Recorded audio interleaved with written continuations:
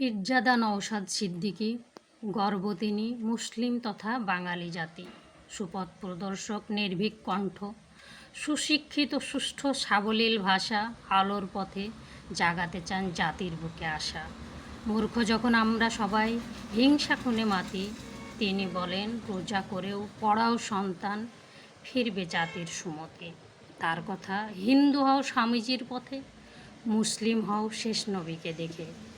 হিংসা দিয়ে ধর্ম নয়, শ্রদ্ধা সম্মান ভালোবাসা দিয়ে ধর্ম হয়।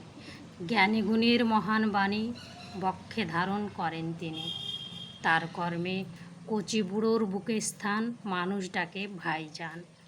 তার শত্রু ঘোর বোম বাঁধা চোর, চোরের দলদাস জাতি ভাঙে তার বুকের ছাতি। অপরাধ তার মোদির দখলে ওয়াকাফ, এখানেও চোরেরা বসিয়েছে ভাগ।